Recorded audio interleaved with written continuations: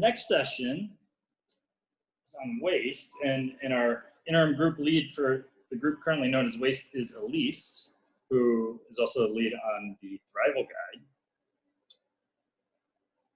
Thanks. And I will let you take it from here. Thank you. Awesome. So waste is a huge category, as we all know.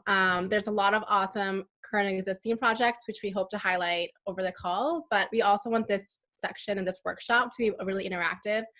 Based on the responses that you guys sent when you shared your interest for this event, there were so many of you that illustrated examples that your camp were doing. So we really want to highlight those. And if you feel compelled to share or ask questions, please drop it in the Slack or just raise your hand here. Kevin's going to help moderate the conversation. So if you have questions or feedback or ideas, we definitely want this to be an interactive session. Stephen is also going to be presenting a bit of what the org is doing on the sustainability side.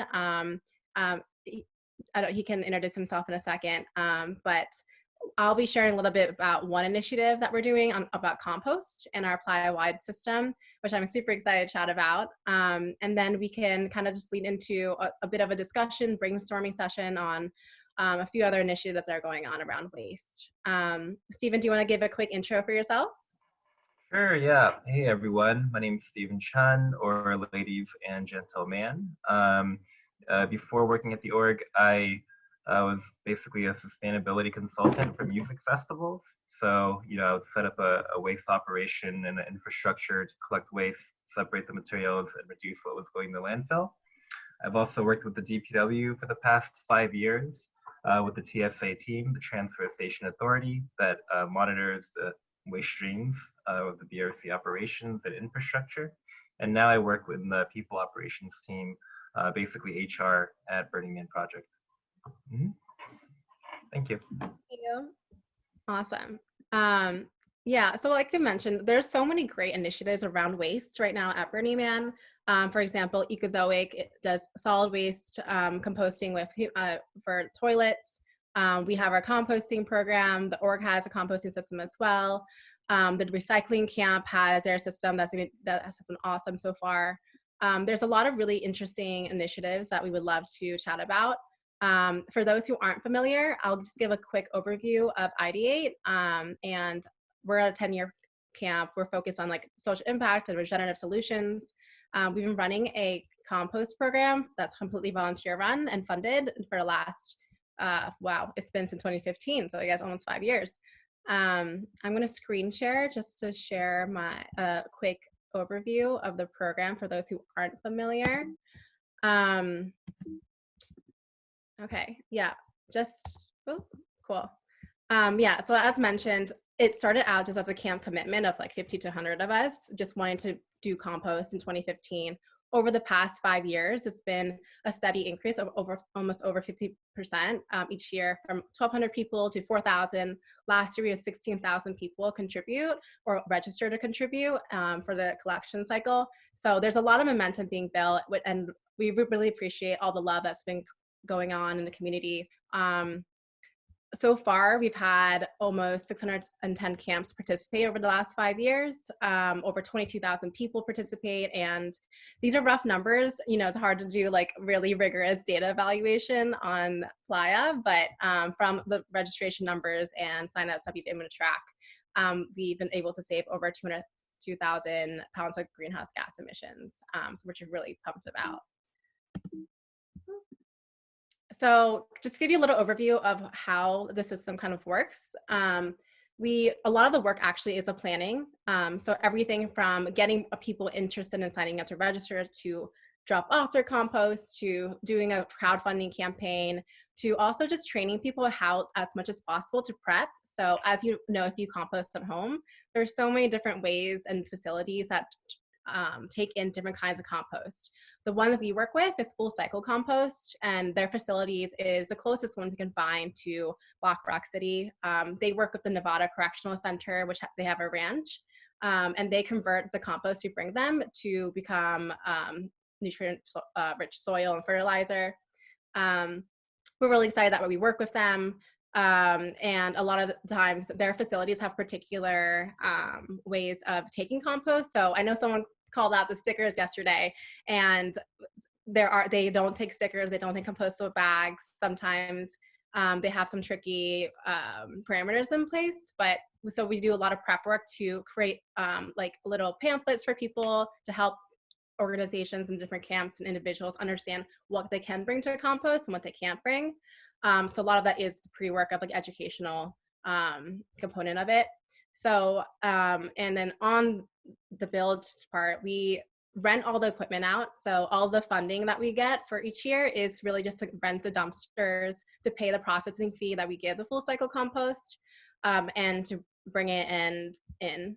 So we're doing a collection system. We kind of just had like volunteer shifts where we invite camps to bring in their compost that have registered with us. We have like we ask people to pre-sort in advance if they can, but we also have like a tarp system in place before, so we make sure that we don't get fined or they don't reject our compost because it's contaminated in some way. So that goes on for a week, and then afterwards, during strike, we drive to full cycle compost and drop off the dumpster full of yummy food waste that can be converted into soil. So over the past few years, we have been really excited about the enthusiasm, obviously, from the people who have registered and are excited to participate. And it's so great. It's not super fun. I mean, Kevin knows about like sitting in a really stinky dumpster full of organic waste. But it's been so great to get testimonies from people, just showing the love for how much it has changed the way they think about food and their relationship with food. But we have realized last year, because to be super truthful, we want to show the good and the ugly. Last year we had a bit of a problem because midway through the week, we realized that we had more demand for our composting than we had capability to take the supply of it. So we ran out of space to collect compost in the middle of the week. And this kind of gave us an opportunity to realize that the last 5 years kind of worked to just rent a dumpster and collect it and send it out, but there's an opportunity for us to redesign the program now. We'll love people's feedback in terms of what you think about it, but essentially the problems that kind of arise was, one, our system is quite expensive. So it last year cost us about $13,000 to do the composting system that we have currently. After talking to some people at the org, we realized that there's better ways to be more cost efficient, both from renting the equipment as well as where we take our processing. Some of the equipment that we take and currently use could be improved. We've been in conversations with other waste management organizations that have better ideas for us and how to collect the compost that's a little bit more sustainable and regenerative, and managing like leakages and smell, whether it's using like biochar or using dehydration systems. That's something I would love to chat more about if you guys. Also, we would love to decentralize the process more. So right now, our program is kind of operating as like a service. We kind of just collect compost from other camps and individuals, and we do most of the life cycle assessment after that and the last mile stuff. But we would love to encourage more people to kind of take more control and ownership over their food waste, because it's one of the beautiful parts about it is that at the Burn we understand self-reliance and how to understand how we take care of our own waste, and would love to empower more people to be able to do that and empower camps to be able to do it on a smaller scale. It's just a brief overview on why food waste is important. Our whole model is that we really want to focus on reducing food waste in the first place.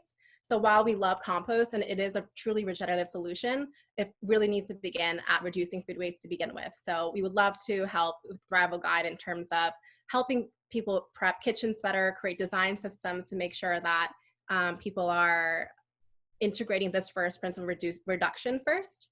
The next step is recovery. So how to, if, for example, like if you have surplus food at your camp, how can we redistribute it? And lastly, it's composting and then landfill. So our vision is really that our compost program will kind of transition out of just having our camp collect compost to really decentralizing it. So every single person on Playa knows that there's a composting service available, and also feels compelled and encouraged to have their own system at their individual camps. And we would love to help facilitate, whether it's sending it to local farms in the area or if it's taking it to full cycle compost. And we do have a whole vision of what that will look like. TLDR is we want it to be some sort of compost art car experience where we can really help with the educational aspects of it and also the collection. But a lot of it will be the behavioral change and encouraging people to take more ownership of their own food waste. So I'll stop there if you guys have any questions now. I'm not sure if there's any in the Slack channel coming up or if you guys just want to raise your hand and jump in now.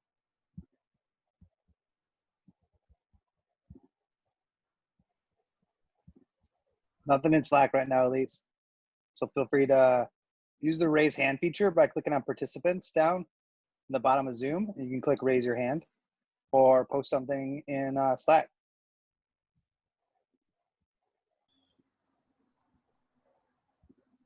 In the waste channel. Sarah, you have a question? Yeah, Lee. I do have a question. Do you have like an example of what a camp would need to handle their own waste? Yeah, for sure. So a lot of it is like in the build process, right? So if, for example, we're going to create like a kind of like a toolkit of how to best set up your kitchen systems, but even having like a bucket designated for compost, training all your like camp members to understand what goes in compost, what goes in the landfill, having that system laid out and making it naturally like designed within like your like kitchen setup to make sure that it is like second nature to people. Knowing, I think the hard part is like a lot of people struggle with the sorting process of going through the trash.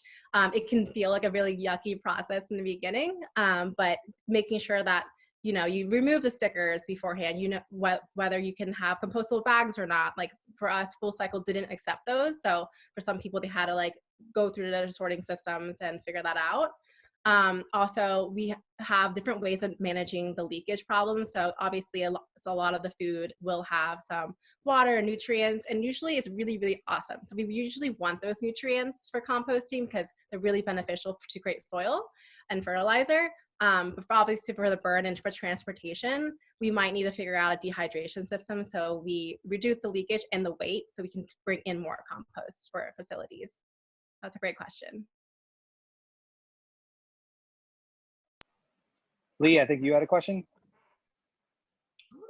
Well, one specific comment is why can't we recycle stickers? Because that seems so silly to me, but that's a side note.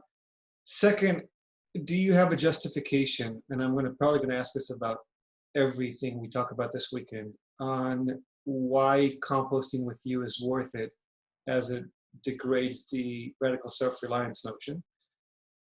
And number three, our camp is pretty advanced at designing containers, and as you were speaking, I already picture one in mind on how to create a custom container for you that won't leak and can empty easily. So if you want to talk later, we can I can share those with you.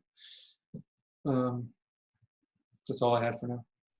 Yeah, on the second part, would love to connect with you on a better equipment system. On the first question, I really appreciate that question, and it's something that our camp, and I know the org has also struggled with.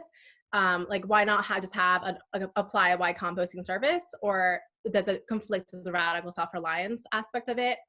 And I think that for us, this is kind of why we're transitioning away from having our camp just have a dumpster and collect service. We want to empower every single person to change their relationships with their own individual actions, because we want that behavior change to translate to the default world, right? But also with our commitment to climate change, and if people don't bring their food waste to a composting service, it just goes into landfill and it creates methane, and then it creates more carbon emissions than it versus composting, which creates like a carbon sink and collects a regenerative solution and sucks carbon out of the air. So this it's a tension for sure, and it's something that I think that I would love to talk more about as a community. If anyone has like thoughts about it, and I'll love your raising your hand. Yeah, I just want to, I mean, I love that question. And obviously, I think we could spend a lot of time talking about that. But sometimes when I think about that principle, radical self-reliance, my question is radical self-reliance for who? Does that mean I as an individual should be self-reliant? Does that mean our community as Burning Man should be self-reliant? Because I actually think us collecting all of our compost and then putting that on a land project 10 miles away and then possibly growing food with it is actually more radically self-reliant than telling everyone they have to like pull out their own food. And then as we're thinking about humans on this planet, are we being radically self-reliant in how we're treating the planet right now? So I think it's such a good question, Lee. And to me, it's like the scale that we're looking at that becomes a really interesting question there. Yeah, I love that, Breedlove. Like the solution, it's like an educational problem. How do you make radical self-reliance equal sustainability and not equal dump it into a porta potty or take my bag of trash and put it in the trunk of my car? And that's going to be applicable to all these things. And that's like the real scale. If we can get that, if self-reliance can equal sustainability, then we can take that next step and scale some of these solutions. So yeah, thanks for the question, Lee. That was great. Who's next? Steven, you had the next question. Yeah, my question was just, how well are participants pre-sorting their waste before they take it to Ideate, and if contamination is a major issue, if it's very consistently a problem, or if people are in general handling it pretty well? Yeah, so in the past, we have tried to do educational campaigns beforehand to send people like those. We have like printable, laminated like posters of what that can go in and what can't go in. Some people are really great about pre-sorting. I will say we usually have a huge tarp full of people sorting through their own trash, and it's a fascinating experience because their first interaction is like, you're asking me to do what? Like, you want me to touch my food waste? And it's hilarious. But I feel like once you get past that barrier of entry, people understand the importance of it, and like it really shows you like what you're doing, and it kind of like really helps introduce the importance of the reduction in the first place, of not creating this food waste and understanding the impact of that. We have had problems of trying to manage like leakage from that tarp because a lot of people haven't been super cognizant about the pre-sorting process. So a lot of times the logins have been quite long. We think there's two interventions there. One really is like digging into creating better kitchen design plans and also better informational campaigns beforehand to train people. We did like a focus group interview process after the burn last year to talk with people who participate in the program and getting feedback from what their user experience kind of was with composting. And so we have a lot of great feedback that we're trying to implement for upcoming years that will be helpful in terms of helping them become a little bit more informed and educated about being better about the pre-sorting process. Awesome. We got 3 more questions. Next up is Evil Queen. My question will probably be pretty fast because I think you're already answering it from other people's queries as well, Elyse. But my question specifically first was around decentralization and how you're hoping to achieve that. And I think that you're already kind of answering that by doing a hybrid approach around encouraging and teaching people to do it in the camps themselves, and then also offering the program where you do centralize it. And I'm all for hybrid approaches because this is all about teaching and learning, and we can't just expect people to do it one way. And so that might answer the question around striking that balance between communal effort and also radical self-reliance. So I don't think that those are at odds with each other at all, because it's just not really black and white, and we get to be the ones that decide that. So I think that's more of a comment, but if you have any more to say about what you're looking for in terms of systems design around decentralization, so I'll let you answer that in a moment. And then just secondly, it's more of a comment about the liquids that are coming out the bottom of the containers. So there might be some options around design and putting in liners at the bottom that either people could bring themselves and you could teach them how to do, or this could be part of the package where if they're paying, that they would be able to opt into a liner that could possibly be biodegradable or reused. That can be taken out if you're having contracts with the vendors, and then just have a team go with you then. And then secondly, it could also be absorbent organic biomass that's put in the bottom. So in all compost systems requires layering, which I know that you know this. And so we've done that at Black Rock Boutique before. I mean, this is crazy, you guys are gonna laugh at me, but at one year I brought my own recycling roll cart. And I was just like, fuck it, I'm just bringing the roll cart, because everybody knows like what that means in Portland, the green bin. And I just like brought straw which is literally one of the stupidest ideas imaginable. But I put it in the bag and I just carefully just taught people just put in a scoop every single time. And then it soaked up all the liquid. And then we just made sure that it was heavy enough that it never blew over. And then I literally, when I got home, I just rolled it out to the sidewalk. You know, so some of that just sounds really silly and so simple and slightly dangerous with a straw, of course. So that probably wasn't really worth it in the long run. So that's a little bit of commentary on some design solutions. But happy to hear your thoughts about decentralization and any specifics you're looking for there. Yeah, definitely. Thank you for your feedback and thoughts around it. For decentralization, we're still working on it. We would love to do a model where there's so many types of composting and there's so many types of ways to proceed with it. So we really want to, our toolkit that we're trying to build out before next year really has, hopefully we'll have like recommended like equipment to use, different liners, or whether it's like I know like the org uses Biochar to help reduce the water leakage there. So we would love to have a system of like different kind of like plug and like play of like, okay, well, if you want to do this kind of composting, here are the recommended tools, whether you can like, you know, like buy the materials or like source them from your own garage or your existing infrastructure. And then we also have been talking to a few different like waste management companies like that work in the default world who have like different like bin systems that like stack well with each other, that are easier to move out.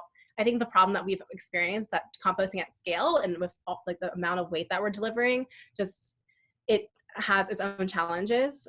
So we would love to do that. I think, like you said, the hybrid method is what we're kind of going to go for. We really want to experiment with different kind of methods and also just encourage people to take what they're learning and start composting at home based on what they're doing on Playa. So the big thing that I especially want to push for is like the behavioral change from what you learn and feel empowered by. So we want the Playa experience to be kind of like a activation and like inspiration of like, wow, like this is what my relationship with food is like, and what is the impacts of that, and how can I bring that back with me? So that's kind of what we want to inspire for people. And then we also want to help them along the journey to know how to activate it for themselves at home.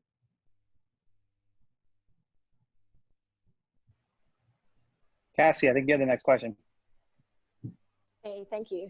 Mine's a really simple one, just around the composting of bamboo bowls and plates, because it's something in terms of recycling for our camp. I had it split with all our bins, so all the food was separated.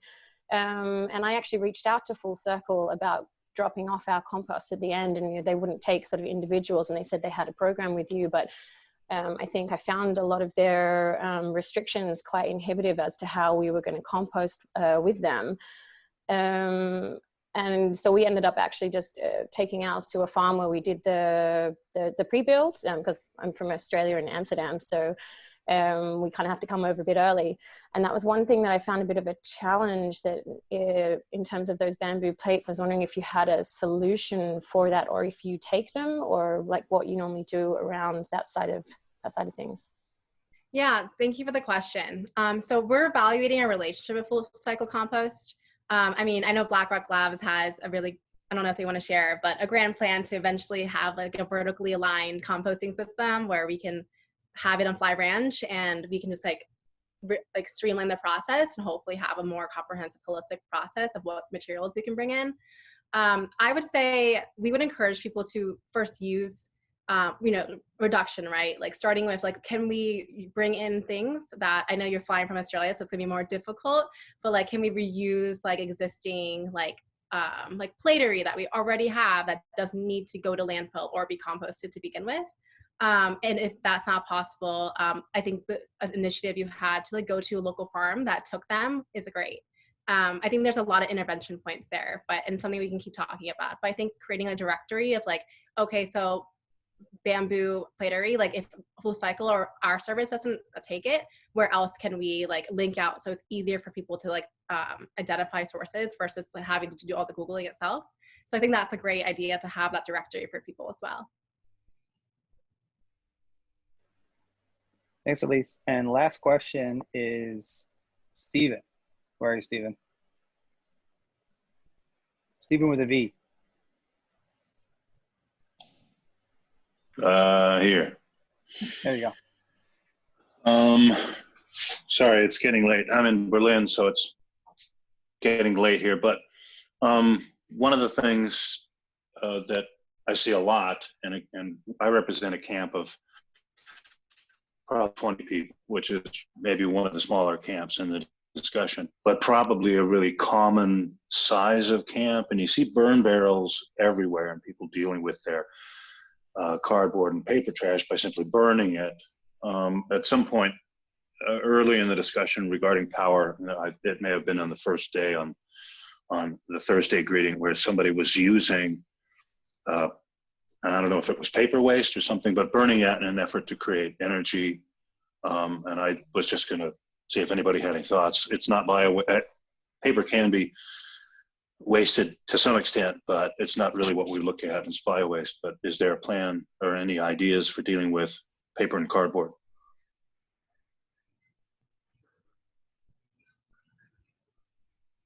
Does anyone in the community want to raise their hand if they have ideas on that, or I'm happy to answer too. Lee raised his hand. We built an incinerator in our camp because we used to use a lot of paper plates and cups and whatever. We're no longer in that, but we still have the incinerator, and we had an idea to wrap a copper wire in it and use it to heat up a jacuzzi on playa. But there's definitely ways to extract heat out of it. I don't know about electrical use, but heating water for showers, at the very least. A lot of things could be done, and with the incinerator, there's no smoke, and it's pretty efficient as far as wasting is concerned. If that makes any sense. But that's all we got.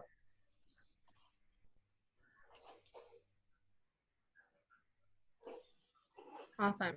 Yeah, depending on the facilities, I think Eva Queen actually wrote it in the chat, but paper is usually great to bring in, especially for at-home composting system if you use like turnstiles. But obviously we use a lot of paper and cardboard and wood on the burn, so that's an interesting thing to think about. We can talk more about. We mostly work with like organics waste and food waste, but as we talk about waste generally, that's a great topic for discussion if anyone wants to brainstorm about it. I also want to raise that we would love to think about, as going back to decentralization point of, can we create villages that are committed to like composting or recycling or providing some sort of service? And if so, can we, you know, whether it's identifying those camps and like not rewarding them, but like for us, we see composting as a gift. Like that's what we want to offer because we think it's so important to us. And we would love to encourage other camps to raise their hands and join us in that. So whether it's creating eco villages, or maybe we can get like better, like ideal placements for collection, or figuring out a way to work together to do that is something that I would love to talk to people who are interested afterwards. So feel free to ping me in the Slack or individually, but that's an idea we'd love to talk about now if you have time. But just wanted to throw that out there as well. Thanks, Elyse. We have one last question from Philia, and then I think you wanted to hand it off to another speaker. So Philia, how about the last question for Elyse? Thank you for bringing this, for sharing and doing such beautiful work and prototyping, setting the examples for others. And I'm looking back at the opportunity for improvement sheet and what you just shared that you have been doing. And it reminded me of a post-it that I got focused on yesterday, which is about creativity and art, and to bring art and recycling together and use art as a way to make it appealing and inviting to start recycling, but also to use art as an output potential for waste. And it makes me think about Daan Roosgaarde, who's doing a lot of amazing work, also a Dutch guy, and also Kiss the Ground, who does a lot with soil. So, and for example, I was wondering if you have if you have been diving into the possibility of really linking to art and creating artworks or creating output that kind of can create word of mouth, and gets the story out and gets an interesting way out of how to do it, how to participate, and even get funded or get so that you can get more equipment and get more, you know, an inspired team that wants to do it. And I was wondering if you have seen anything or you have performed any tests using art as a language.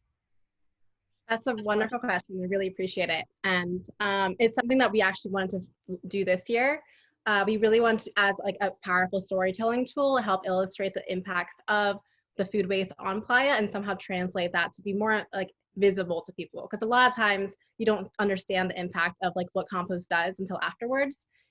So we really want to create like a storytelling experience this year through this compost art card that we're trying to develop. And a lot of it is like the intervention of like, why is food waste so gross to us and how can we shift the way we think about it, and having interactive experiences around that, as well as showing like the numbers and the impact of like how much carbon emissions and how you are individually helping fight climate change by composting.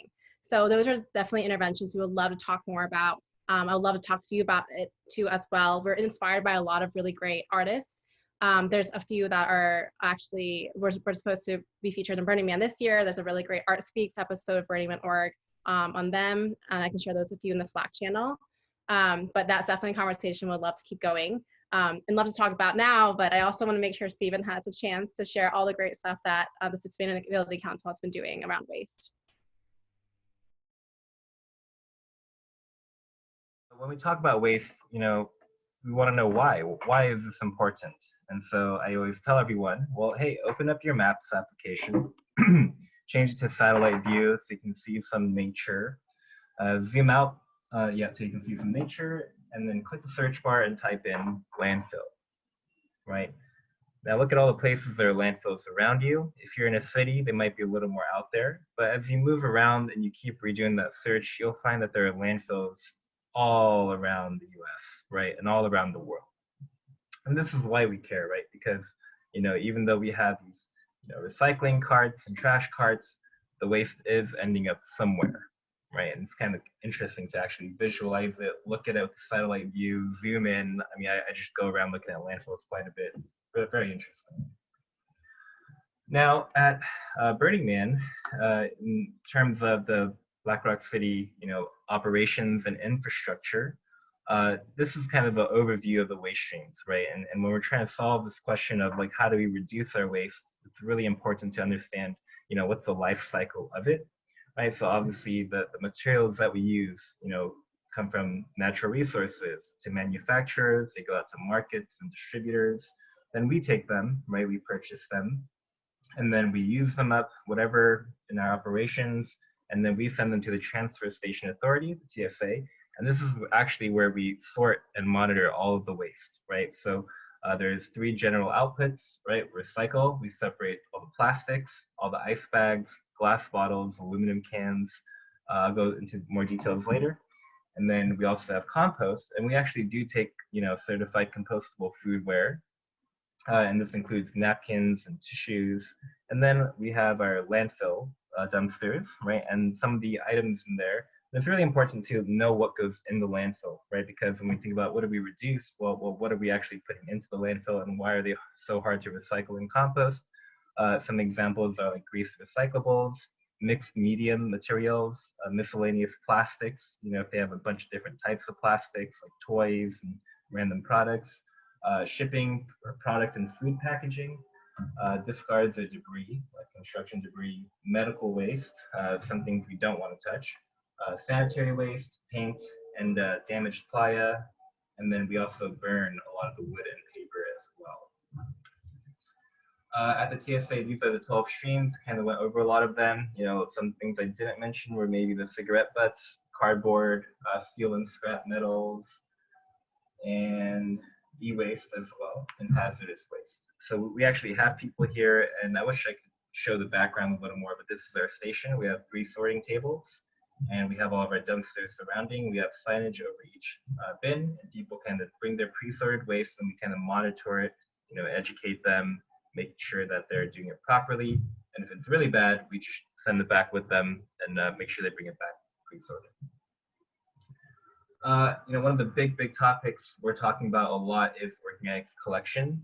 The really only the couple main things I want to share off this slide is that In 2019, we had about 5 30 cubic yard dumpsters, and we are servicing around 10,000 people. And obviously, we're there for longer than a week. I think this in total is about 6 weeks. The second important thing here is that we actually go to RT Donovan, and they're a commercial compost facility. They're actually closer, and they're also a newer company, and they take it all, right? And so here's a great picture. We have a couple of techniques here. We actually do separate, the wet food waste with the dry plates, and we layer them as we put them into the dumpster, right? So we go wet, dry, and then we also layer the bottom with biochar.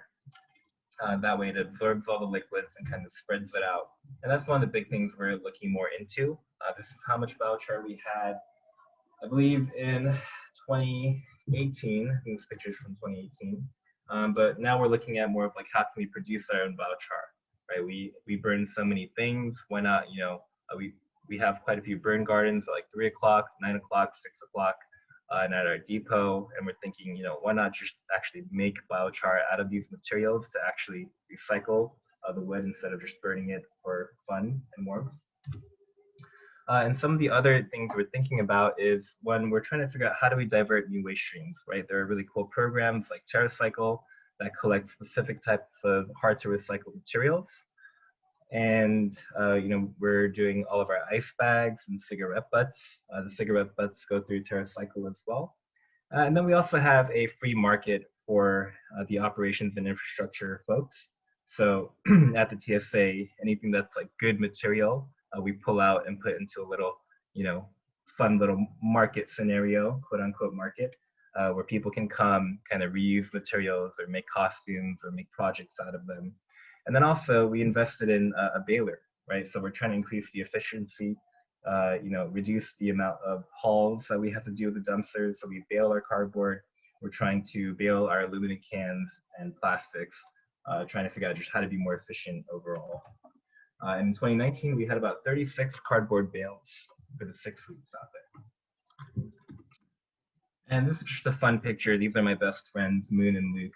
And these are all of the ice bags that came from the BRC operations and infrastructure. And we send them to Trex. And if you don't know Trex, they basically make like plasticized wood, for like decking and other little projects like that. But they last longer, they're more resistant, and they use all the recycled plastic for their products. Another little topic I want to touch upon was wastewater.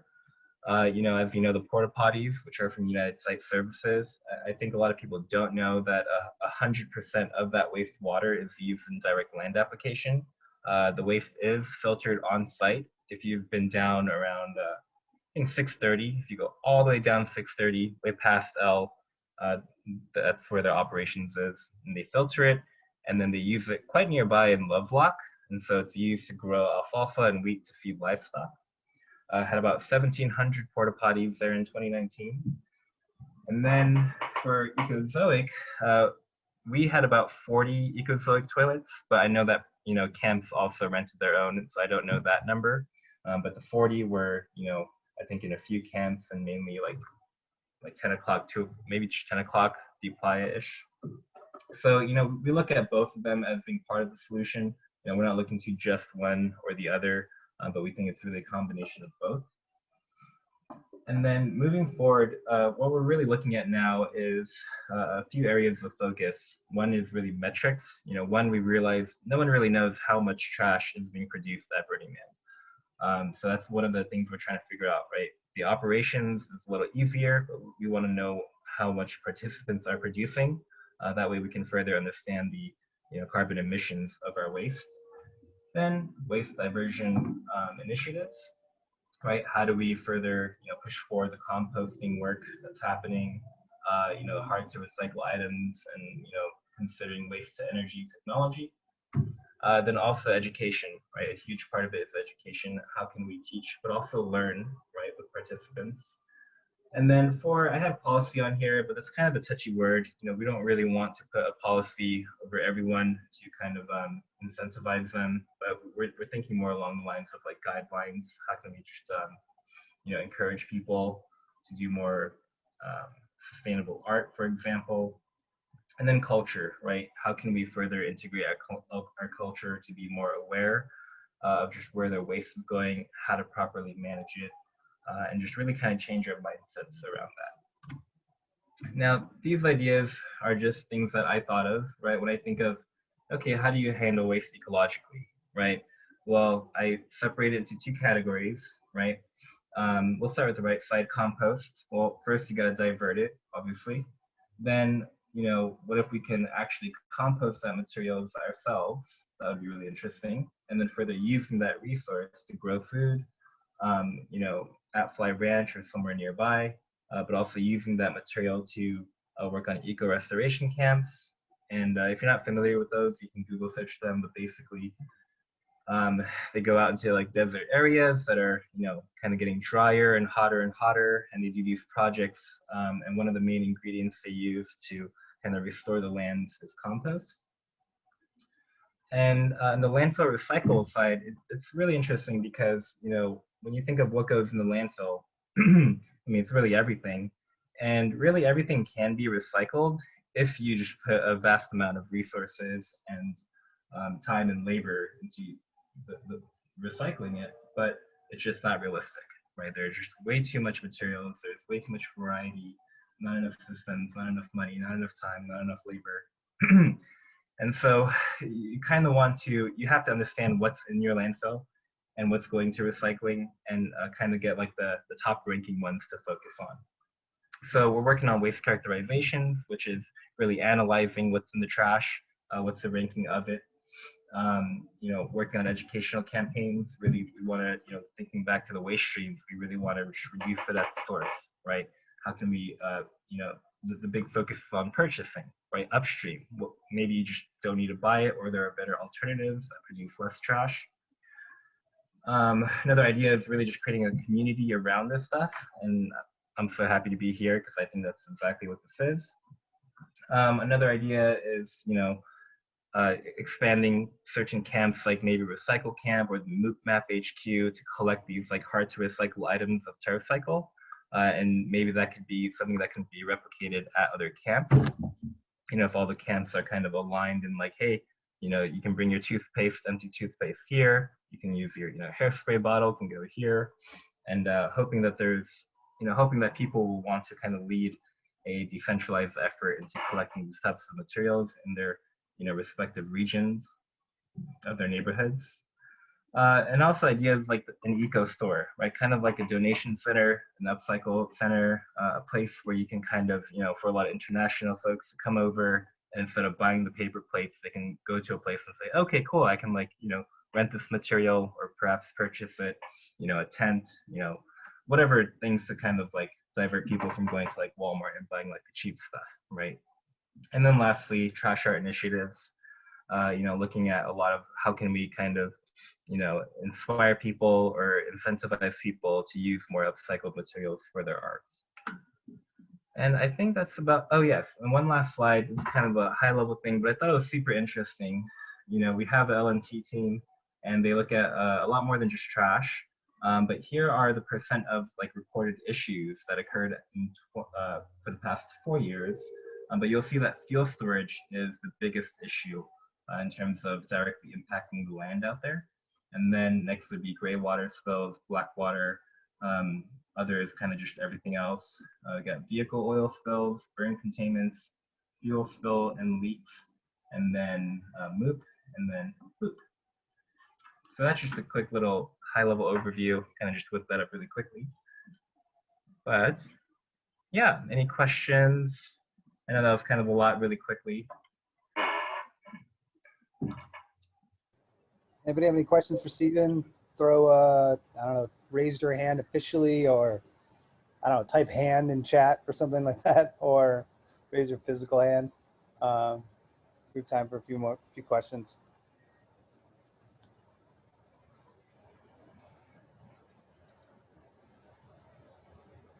Anybody? I have one. Would it be possible for camps to send their ice bags to be recycled as well? Yeah, I mean, do you mean directly to treks? I believe so. I believe it's always, you know, they always prefer having like a larger load at one time. And so, you know, the ice bags are one of the things that we, you know, as an operations and infrastructure kind of give out. So we're also looking at, you know, how do we collect those back as well? So yeah, I'm not too sure if you can just go directly to Trex and drop off one bag, but I think that if there is like a larger load, you definitely can. And then I see Steven's question, do glass bottles have to be separated by color? You know, it really depends on the waste management, you know, a recycler. You know, most places that I've worked with, they do require that it's separated by color, but for us, they don't. You know, whichever recycler we use, I don't know the exact name, they just take it all the glass bottles.